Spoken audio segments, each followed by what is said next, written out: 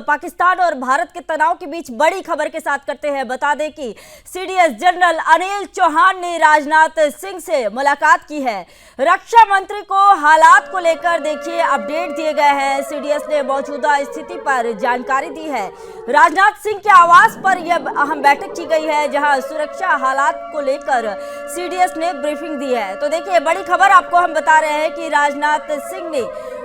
राजनाथ सिंह ने सुरक्षा हालात पर सीडीएस के साथ जो है ब्रीफिंग की गई है। सीडीएस जनरल अनिल चौहान ने राजनाथ सिंह से मुलाकात की। रक्षा मंत्री को हालात को लेकर देखिए अपडेट दिए हैं और इसी को लेकर देखिए आपको बता दें कि राजनाथ सिंह के आवास पर यह अहम बैठक की गई है। सुरक्षा हालात पर देखिए सीडीएस की अब ब्रीफिंग की गई है। तो देखिए राजनाथ सिंह के आवास पर अहम बैठक की गई है। बड़ी खबर आपको बता रहे हैं कि सीडीएस जनरल अनिल चौहान ने राजनाथ सिंह से मुलाकात कर अहम बैठक हुई है और सुरक्षा हालात को लेकर देखिए ब्रीफिंग की गई है। तो देखिए भारत और पाकिस्तान के बीच जो जंग के हालात बने हुए हैं, जिस तरह की स्थिति बनी हुई है, इस बीच जो है बड़ी खबर हम आपको दे रहे हैं, जहां सीडीएस ने मौजूदा स्थिति को लेकर जानकारी दी है। राजनाथ सिंह से आवास पर अहम बैठक की गई है। सुरक्षा हालात को लेकर चर्चा की गई है।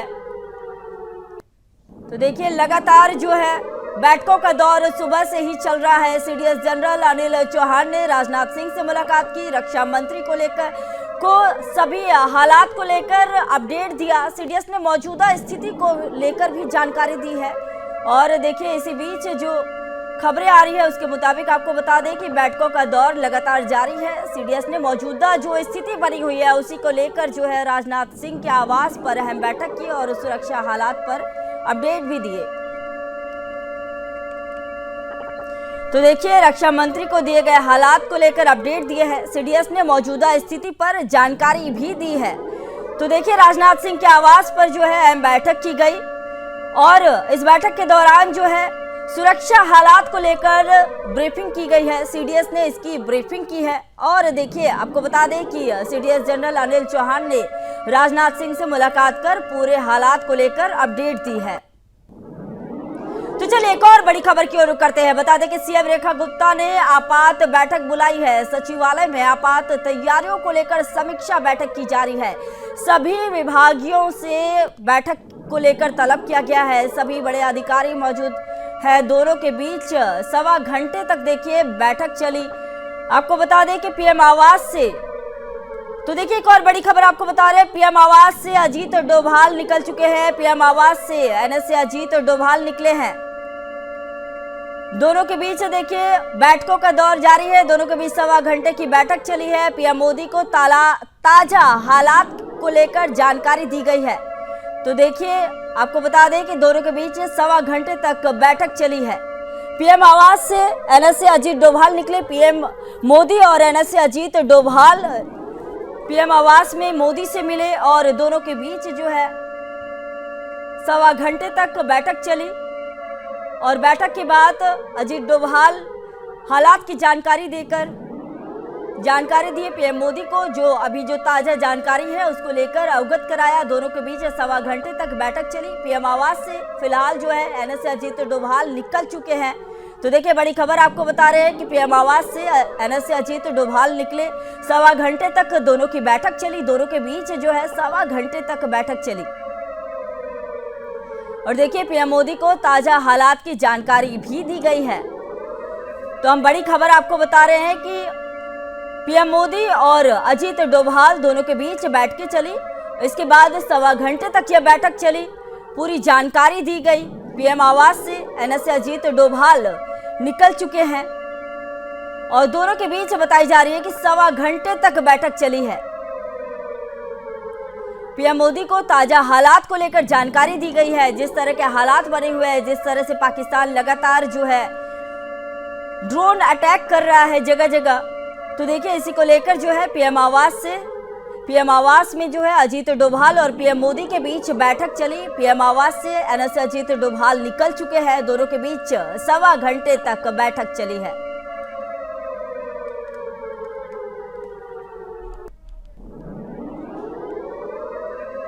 तो देखिए बड़ी खबर हम आपको बता रहे हैं कि एनएसए अजीत डोभाल और पीएम मोदी के बीच सवा घंटे तक पीएम आवास में बैठक चली और बैठक ये 1.25 घंटे तक बैठक चली और बैठक के बाद एनएस अजीत डोभाल निकल चुके हैं। उन्होंने बैठक के दौरान ताजा हालात को लेकर जानकारी दी है। तो देखिए, इस वक्त की बड़ी खबर हम आपको बता रहे हैं कि पीएम मोदी और एनएस अजीत डोभाल के बीच 1.25 घंटे तक बैठक चली। पीएम आवास से अजीत डोभाल निकल चुके हैं। तो चलिए, एक और बड़ी खबर हम आपको बताते हैं कि सीएम रेखा गुप्ता ने आपात बैठक बुलाई है। सचिवालय में यह आपात बैठक को लेकर समीक्षा की गई। सचिवालय में आपात तैयारियों को लेकर समीक्षा की गई। सभी विभागाध्यक्षों को बैठक में तलब किया गया। दिल्ली में आपात हालात को लेकर तैयारियों पर मंथन किया गया। सीएम रेखा गुप्ता ने देखिए किस तरह विभागों को जरूरी दिशा निर्देश दिए हैं। सीएम गुप्ता ने यह आपात बैठक बुलाई है।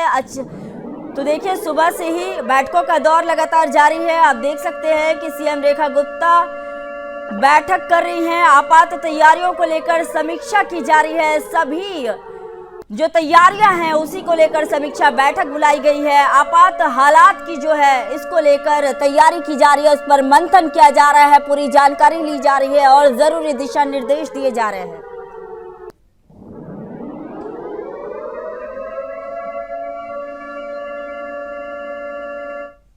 तो देखिए, इसी खबर पर और आगे इस मामले को लेकर और आगे जानकारी के लिए रक्षा विशेषज्ञ हमारे साथ जुड़ गए हैं। विनय कुमार जी, आपका बहुत बहुत स्वागत है। तो क्या जिस तरह से हम देख रहे हैं कि हालात बने हुए हैं सीमा पर, जिस तरह से पाकिस्तान लगातार जो है हमले कर रहा है, ड्रोन अटैक कर रहा है और भारत भी लगातार जो है जवाब दे रहा है, तो क्या लगता है इस बार पाकिस्तान जो है कुछ सबक सीखेगा? देखिए, ये जो वर्तमान हालात 3 दिन से बने हुए हैं, ये दोनों ही दावे कर रहे हैं कि हम एक दूसरे से लड़ना नहीं चाह रहे हैं। ये हाफ हार्टेड सी एक लड़ाई हो रही है। मेरा ये मानना है कि हम सिर्फ रिएक्ट कर रहे हैं, हम एक्ट नहीं कर रहे हैं। और अन्य सुरक्षा विशेषज्ञों का भी ये विचार है कि अगर लड़ाई होनी है तो फिर भी फुल फ्लेजेड होनी चाहिए। ये वो हमें मारे, वो हम उन्हें मारे, एक शैडो बॉक्सिंग टाइप सा जो चल रहा है, इससे बड़ी अनिश्चितता की स्थिति बनी हुई है। दोनों एक दूसरे को आंक रहे हैं, दोनों एक दूसरे के ठिकानों का पता लगा रहे हैं और दोनों एक दूसरे की अगली चाल का इंतजार कर रहे हैं। मेरा ये मानना है कि अगर गवर्नमेंट ऑफ इंडिया को निर्णय लेना है तो जैसे पाकिस्तान ने कहा we are at war with India, India ने अभी तक नहीं कहा we are at war with Pakistan. India अभी भी, जब पाकिस्तान ने कल सारा दिन शांति बनी रही, रात को पाकिस्तान के 40 से ज्यादा इनके ड्रोन्स इंडिया में आए, उसके बाद इंडिया ने फिर आधी रात को रिएक्ट करना शुरू किया।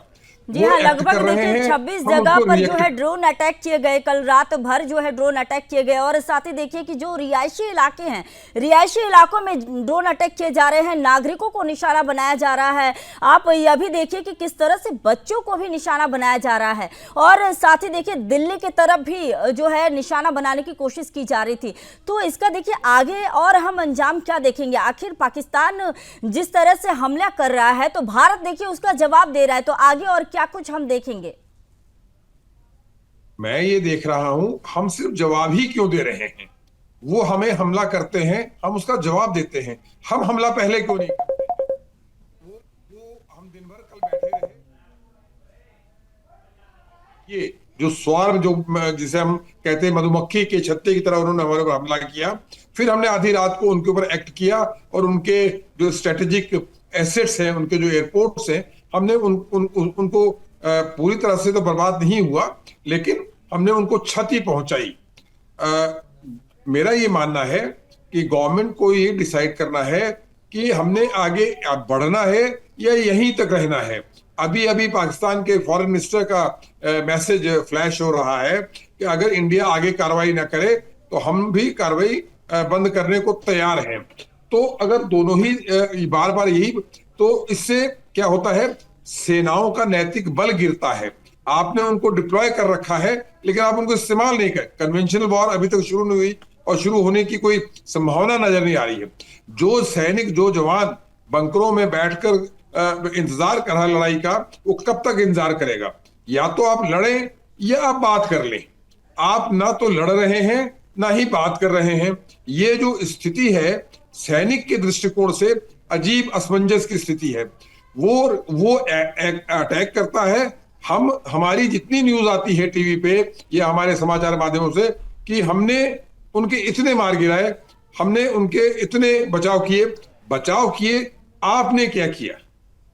हमको इस स्टेज पर अगर फाइनल एक निर्णय लेना है तो फिर कार्रवाई करनी पड़ेगी।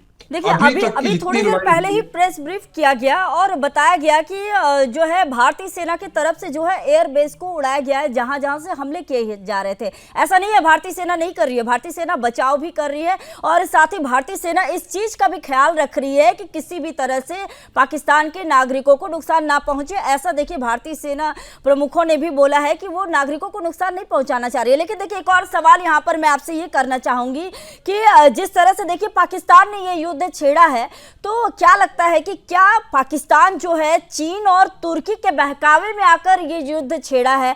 और साथ ही देखिए पाकिस्तान क्या खुद ही अपने पांव पर कुल्हाड़ी मारा है? क्या आगे जाकर जो है पाकिस्तान को इसका जो है खामियाजा भुगतना पड़ेगा? देखिए, मैंने पहले भी आपके चैनल पे भी और चैनल पे भी बताया है कि पाकिस्तान के लिए विनाशकाली विपरीत बुद्धि है। जहां तक फौजी पैरामीटर्स का संबंध है, हम उनसे फार सुपीरियर हैं। अभी तक की लड़ाई कन्वेंशनल वॉर शुरू हुई नहीं है। अभी तक तो सिर्फ हवाई लड़ाई चल रही है। जब कन्वेंशनल वॉर शुरू होगी, हम उनसे वे अहेड हैं, हम उनसे कहीं ज्यादा ताकतवर हैं। अभी तक हम दोनों एक दूसरे के एक्शन को एक्ट और रिएक्ट कर रहे हैं। पाकिस्तान, मेरा ही मानना है कि पूरी लड़ाई, और जहां तक चीन और टर्की का सवाल है, चीन कभी भी पाकिस्तान के लिए लड़ने नहीं आएगा। बहुत होगा तो साज सामान दे देगा। तुर्की ने भी जो साज सामान दिया, आप देख रहे हैं, उनके ऑलमोस्ट 400 ड्रोन गिराए जा चुके हैं। तो टर्की ने जो दिया उसका क्या बना? टर्की का एक शिप खड़ा है लड़ाई के पहले दिन से, उसने क्या हेल्प की? और जहां तक चीन है, चीन कभी भी भारत से डायरेक्ट कन्फ्रंटेशन में नहीं आएगा। चीन पाकिस्तान को जो मदद कर रहा है, वो मदद इसलिए कर रहा है, उसने लाखों बिलियन डॉलर्स पाकिस्तान में इन्वेस्ट कर रखा है। एक प्रकार से चीन का इन्वेस्टमेंट पाकिस्तान में हो रखा है। वो नहीं चाहता कि उसका इन्वेस्टमेंट वेस्ट जाए। उसने जो ग्वाडार पोर्ट बना रखा है, जो एक सीपैक रोड बना रखा है, वो उसको प्रोटेक्ट करना चाहता है। चीन प्योरली अपने कॉमर्शियल इंटरेस्ट, अपने इकोनॉमिकल इंटरेस्ट को गार्ड कर रहा है। उसको इस सामरिक युद्ध में डायरेक्ट आने का कुछ साथ सामान दे रहा है उससे कोई। और चीन की जो लड़ाई की मशीनरी है, वो आप देख ही रहे हैं, उनका एयर डिफेंस सिस्टम पहले दिन ही बर्बाद कर दिया गया है। तो चीन का, और टर्की कब तक मदद कर सकता है, और टर्की की मदद से कितना लड़ाई में गुणात्मक परिवर्तन होने वाला है, वो बहुत फर्क नहीं पड़ा है। हाँ, यह है कि कल पाकिस्तान को आईएमएफ ने काफी पैसा दिया, और पाकिस्तान चूंकि एक छोटा देश है, छोटी सोच का देश है, तो उसको कल पैसा मिल गया, तो उसको लगा कि वो लड़ लेगा। लेकिन इतने अच्छा पैसा रिलीज होने में भी टाइम लगता है। आईएमएफ ने जो पैसा दिया है, ऐसा था नहीं रात को चेक साइन करके दे दिया। वो भी कुछ शर्तों पे दिया जाता है, कुछ इंस्टॉलमेंट में दिया जाता है। तो पाकिस्तान के पास जो हम लोग कहते हैं कि चीन है, टर्की है और फाइनेंशियल असिस्टेंस है, ऐसा कुछ नहीं है। पाकिस्तान इन तीन चीजों के बूते पर हमसे लड़ाई नहीं लड़ सकता है। अगर हिंदुस्तान की सरकार कन्वेंशनल वॉर, जो अभी तक हमने डिक्लेयर नहीं की है, अगर कन्वेंशनल वॉर शुरू होती है, तो पाकिस्तान 7 से 8 से 10 दिन से ज्यादा युद्ध में नहीं टिक पाएगा। तो देखिए फिलहाल अभी हमारे साथ संवाददाता रोहिल जुड़ चुके हैं जो कि जम्मू में लगातार बने हुए हैं और जम्मू से लगातार हमारे पास अपडेट दे रहे हैं, और साथ ही दिल्ली से संवाददाता मीनाक्षी भी जुड़ी है। सबसे पहले रोहिल, मैं आपके पास आना चाहूंगी। रोहिल, यह बताइए कि जिस तरह से रात भर गोलीबारी की जा रही है और इसका जवाब जो है भारत भी दे रहा है, तो क्या लगता है कि कितना गंभीर नुकसान जो है पाकिस्तान को हुआ होगा? खैर, हमारे भारत में जिस तरह से पाकिस्तान लगातार गोलीबारी कर रही है और ड्रोन अटैक किए जा रहे हैं, इसको तो हम देख ही रहे हैं किस तरह से भारत जो है नाकाम कर रहा है। लेकिन पाकिस्तान को जो जवाबी कार्रवाई की जा रही है पाकिस्तान के लिए, उसमें पाकिस्तान को कितना नुकसान हुआ होगा? देखिए संगीता, लगातार जो है हम देख रहे हैं कि 2 दिनों से जो ड्रोन के जरिए यहाँ से मिसाइल दागे जा रहे हैं। इस वक्त सुदर्शन न्यूज़ की टीम एक्सक्लूसिवली जम्मू कश्मीर के राजौरी इलाके में मौजूद है। यहाँ पर जो सुबह जो भीषण गोलाबारी यहाँ से पाकिस्तान की तरफ से की गई है, उसमें आप देख सकते हैं, चंदन आपको दिखाएगा कि कितना ज़्यादा नुकसान हुआ है। आज सुबह लगातार यहाँ पर गोलाबारी का सिलसिला पाकिस्तान की तरफ से जो है वो किया गया है। हालांकि भारतीय सेना लगातार उसका मुंहतोड़ जवाब दे रही है। ये देख सकते हैं आप, ये रिहायशी मकान है जिसको नुकसान हुआ है। यहाँ ATM जो SBI का है उसको भी काफ़ी ज़्यादा नुकसान हुआ है। थोड़ा सा आगे चंदन से कहूँगा, थोड़ा सा आगे आए।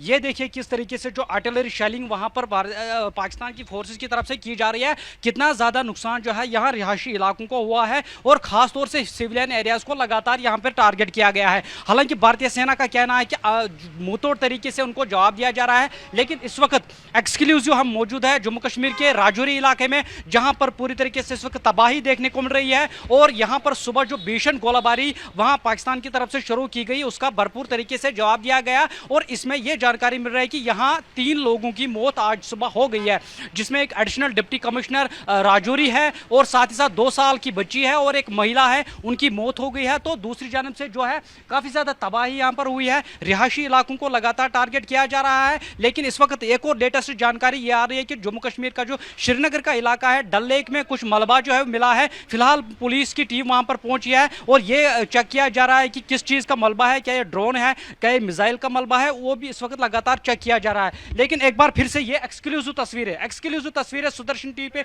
मैं आपको दिखाने की कोशिश कर रहा हूं, क्योंकि सुदर्शन टीवी मात्र ऐसी न्यूज चल रहा है जो इस वक्त ग्राउंड जीरो पर मौजूद है राजौरी के इस सीमावर्ती इलाके में। कि किस तरह से देखिए पाकिस्तान जो है रिहायशी इलाकों में जो है निशाना बना रही है, रिहायशी इलाकों को निशाना बना रही है और साथ ही नागरिकों को निशाना बना रही है। तो मेरा सवाल देखिए रोहिल यह भी है कि जिस तरह से भारतीय सेना ने जवाब दिया है, तो पाकिस्तान में इसका क्या कुछ असर हुआ है? पाकिस्तान को कितना नुकसान झेलना पड़ा है?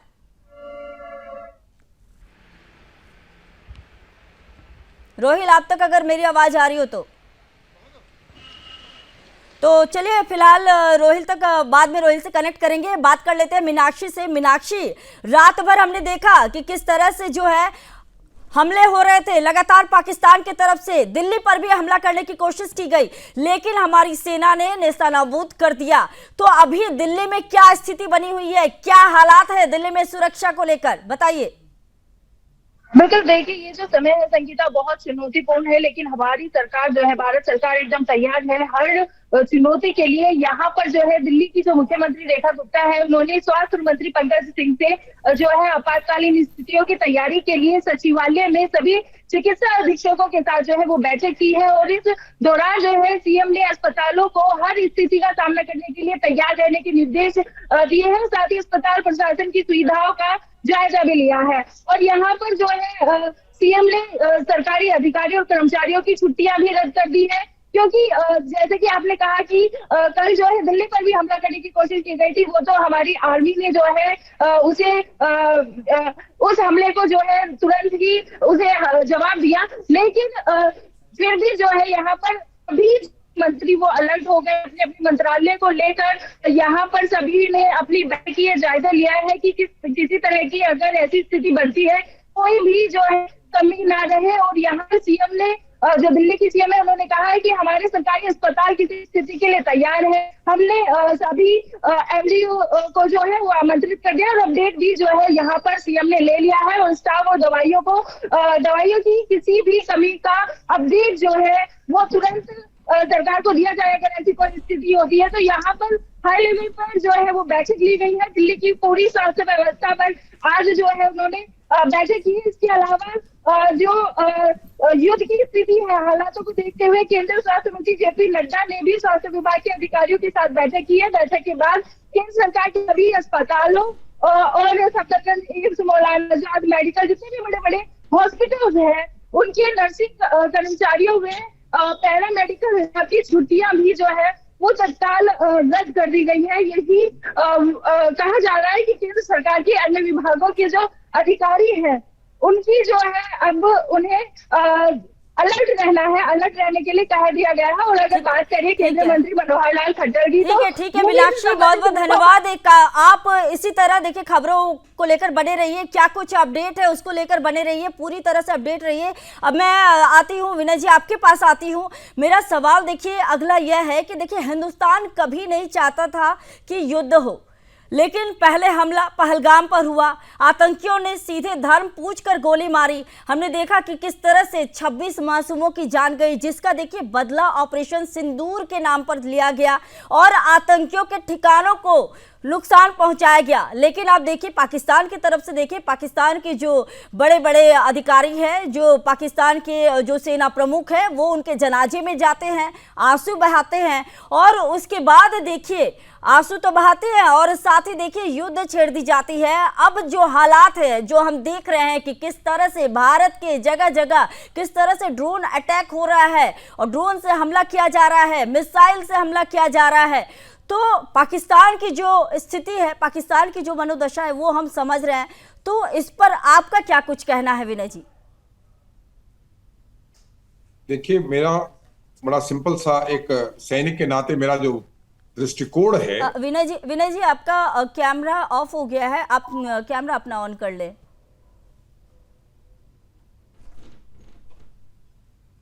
जी जी, एक बार फिर से चेक कर ले, कैमरा आपका ऑफ हो गया है, कैमरा को ऑन कर ले। जी मैं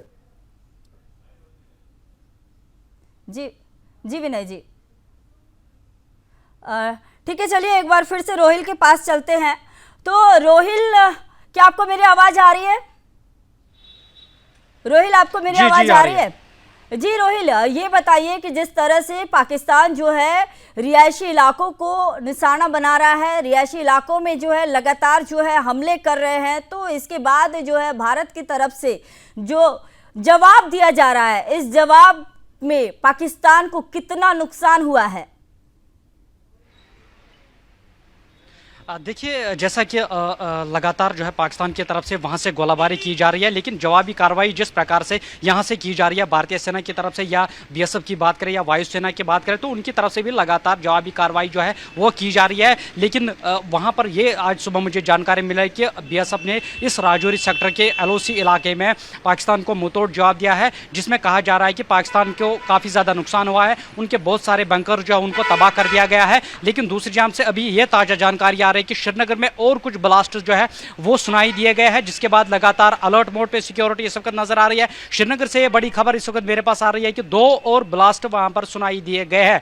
लेकिन लगातार पाकिस्तान की तरफ से नापाक साजिशें जो है वो लगातार कई एक सीमावर्ती इलाकों में की जा रही है। भरपूर तरीके से भारतीय सेना और अन्य सुरक्षा एजेंसी उनको मुंहतोड़ तरीके से। पहले मैं विनय जी के पास चली जाती हूँ। विनय जी, मेरा सवाल वही है कि देखिए हमारी तरफ से हिंदुस्तान कभी युद्ध नहीं चाहता था, लेकिन जिस तरह से पाकिस्तान के नापाक इरादे और जिस तरह से आतंकियों का हमला और उसके बाद भारत की तरफ से जो जवाब आतंकियों को दिया गया, उसके जवाब में जो पाकिस्तान जो अभी युद्ध की स्थिति बनी हुई है, पाकिस्तान की तरफ से जो भारत पर अटैक किया जा रहा है, उसके बाद जो है भारतीय सेना जवाब दे रही है। आपका इस पर क्या कुछ कहना है? देखिए, मेरा ये कहना है कि जब भी भारतीय सेना या कोई मिलिट्री एक्शन लेती है, उस मिलिट्री एक्शन का कोई ऑब्जेक्टिव होता है। हमने अभी तक जो कुछ किया, हम बार बार कह रहे हैं कि जी एक बंकर गिरा देने से, एक बंकर मार देने से उससे कोई उनकी सामरिक युद्ध क्षमता पे बहुत असर नहीं पड़ रहा है। उनको भारी क्षति तब होगी जब उनके जो वॉर एसेट्स हैं, जो उनके वॉर एसेट्स हैं, जो उनकी युद्ध क्षमता को बढ़ाने वाले इंस्टॉलेशंस हैं, जब तक उनको पूर्ण रूप से डैमेज ना किया जाए। मेरा ये मानना है कि अभी तक की जो लड़ाई है वो ऑलमोस्ट बराबर की लड़ाई है। हमने उनको बहुत क्षति नहीं पहुंचाई, उन्होंने हमें बहुत क्षति नहीं पहुंचाई। और एमलेस गोला गिराना, राजौरी में मैं स्वयं पोस्टेड रहा हूं, जहां से वो गोला गिर रहा है मैं वहीं पे पोस्टेड रहा हूं, उसी पहाड़ी पे पोस्टेड रहा हूं। भाई जब भी आर्टिलरी का गोला गिरेगा तो क्षति तो होगी। आर्टिलरी का गोला बहुत बड़ा गोला होता है, बड़ा भारी गोला होता है, उसमें बहुत ज्यादा विस्फोटक होता है। लेकिन यह वर्तमान स्थिति को बदलना होगा, हमें एक स्टेप और लेना होगा, और हमें उनके जो वॉर एसेट्स हैं, जो उनकी युद्ध क्षमता को बढ़ाते हैं, उनको पूरी, जब तक राजनीतिक लेवल पे कोई निर्णय नहीं लिया जाता है दो सरकारों के बीच में, भारतीय सेनाओं को, भारतीय एयरफोर्स को उनके वॉर एसेट्स को डिस्ट्रॉय करते रहना है। हमें रिएक्ट नहीं करना है, हमें एक्ट करना है। हमें उनके हमले का इंतजार नहीं करना है। हमारी क्षमता उनसे अधिक है, हमारी उनके एसेट्स की जो नॉलेज होती है, टेक्निकल नॉलेज हमारे पास बहुत ज्यादा है। हमने बहावलपुर में 100 किलोमीटर जाके मौलाना मसूद के मदरसे को हिट किया। यानी हमारे पास उनकी तमाम जानकारियां हैं। हमें यह निर्णय लेना है कि हम क्या रिएक्ट करेंगे कि एक्ट करेंगे। तो हमें, मेरा ये मानना है, और हम लोग ये खुश हो लेते हैं कि हमने भी गोली चलाई। गोली चलाने से क्या उनका कोई उनकी सामरिक क्षमता कम हुई? क्या नहीं हुई है। ड्रोन टर्की ने दिए थे, वो मार दिए गए हैं, लेकिन जब तक हम उनको सॉलिड चोट नहीं पहुंचाते हैं ये स्थिति ऐसे ही बनी रहेगी। और मेरा ये व्यक्तिगत मेरा मानना है, और हमारे जो सेना के बड़े अधिकारी हैं जिनसे हमारी आपस में बातचीत होती है, यही मानना है कि we must now declare a full fledged war and take action, mobilise ground forces. ये एयर ऑब्जेक्ट्स, ड्रोन, मिसाइल, हवाई जहाज, इनकी अभी तक, और एयर डिफेंस, ये चारों चीजें सिर्फ अभी तक शामिल है, ग्राउंड फोर्सेस अभी तक शामिल नहीं हुई। हम कितना इंतजार कर रहे हैं कि कब हम ग्राउंड फोर्सेस को इन्वॉल्व करेंगे, कब हम नेवी को इन्वॉल्व करेंगे। अभी तक ना नेवी इन्वॉल्व हुई है, ना ग्राउंड फोर्सेस, हमारी जो कन्वेंशनल वॉर मशीनरी है वो अभी तक इन्वॉल्व नहीं हुई है। अभी तक एयर पावर ही इस्तेमाल हो रही है और एयर डिफेंस इस्तेमाल हो रहा है। पाकिस्तान को अगर फाइनली सबक सिखाना है, जो सरकार का उद्देश्य था, जो मोदी जी का उद्देश्य था, ये लड़ाई खत्म हो जाएगी, कश्मीर में आतंकवाद बना रहेगा, उसी प्रकार उनके आतंकवादी आके हमें मारते रहेंगे। इस 5-7 दिन, 1 महीने के इस युद्ध का ठीक है विनय जी, बहुत बहुत धन्यवाद आपका। आप हमारे साथ जुड़े और आपने जानकारी दी, और आपने जिस तरह से कहा कि भारतीय सेना ने अभी तक जो है उनके जितने भी जो चीजें, अभी तक पूरी तरह से भारतीय सेना अपने जो भी चीजें हैं उसे अभी तक शामिल नहीं किया है। अगर भारतीय सेना पूरी तरह से अगर आ जाती है, युद्ध के मोड में आ जाती है, तो फिर पाकिस्तान बच नहीं पाएगा। पाकिस्तान जो है, अभी जो पाकिस्तान है वो कल को कब्रिस्तान बन जाएगा।